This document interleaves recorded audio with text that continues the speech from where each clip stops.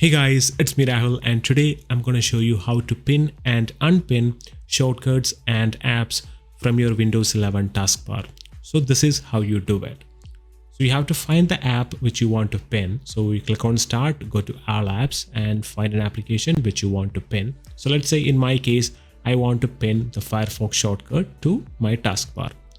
So right click on your whatever you want to pin, then right click, and there might be an option already here called pin to taskbar. If there is not, you can click on more, then click on pin to taskbar. And here you can see right now I have successfully pinned the Firefox shortcut to my taskbar.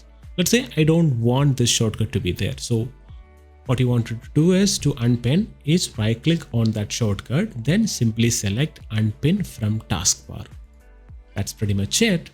So there is also an option. So if the shortcut is on desktop, maybe you can right click and there will be an option to pin directly. There will be an option called pin to taskbar there as well. So you could also use that.